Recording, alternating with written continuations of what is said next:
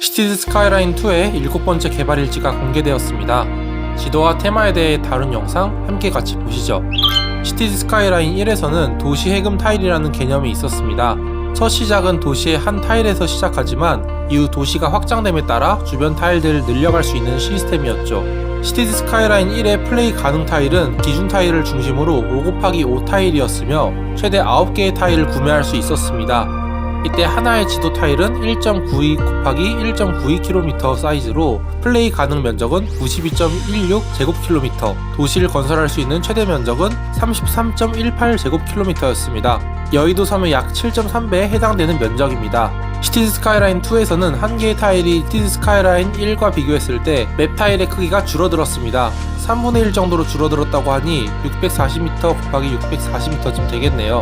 하지만 거의 대부분의 타일을 잠금 해제할 수 있어 총 441개의 맵 타일을 사용할 수 있다고 합니다. 그래서 시티즈 스카이라인 2의 플레이 가능 면적은 159제곱킬로미터로 시티즈 스카이라인 1편보다 5배가 커졌다고 합니다. 또한 이번 작에서는 맵 타일이 서로 연결되어 있을 필요가 없다고 하는데요. 그래서 여러 도시들이 고립되어 있는 형태로 만들거나 지도 타일을 지도의 가장자리까지 구매해서 외부 연결을 이룰 수 있다고 합니다. 여러 도시가 고립된 형태로 있거나 여러 개의 메트로폴리스를 구현하는 게 가능해지겠죠? 또한 지형 또한 많이 수정되었다고 합니다.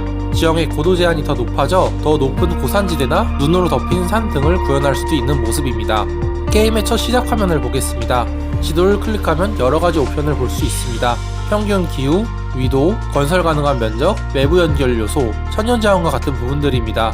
게임을 시작하기 전 테마를 유럽 혹은 북미 지역으로 설정할 수 있는 모습인데요. 이 테마 설정에 따라 건축물의 모습, 도로 마킹, 서비스 차량 등의 모습이 달라진다고 합니다. 시티즈 스카이라인 2에서는 기본적으로 10개의 지도가 등장하게 되는데요. 그 중에 몇 가지 지도를 소개해 보겠습니다.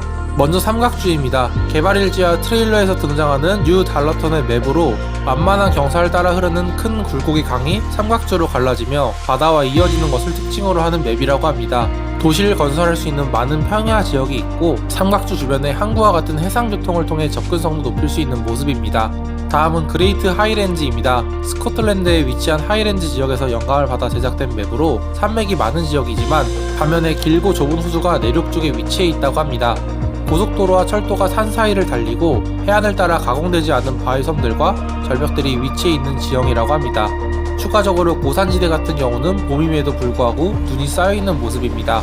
마지막으로 마운틴 빌리지입니다. 알프스 산맥을 따라 위치한 작은 도시들에서 영감을 얻었다고 하며 지도를 가로질러 흐르는 강들과 산기슭에서 뻗은 완만한 비탈들 그리고 큰 강들에 의해 나누어진 넓은 계곡을 만들어 눈 덮인 산봉우리의 절경의 도시를 만들 수 있다고 합니다.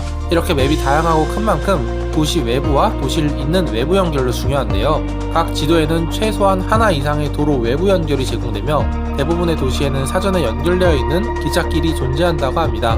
바닷길과 전력선도 마찬가지고요.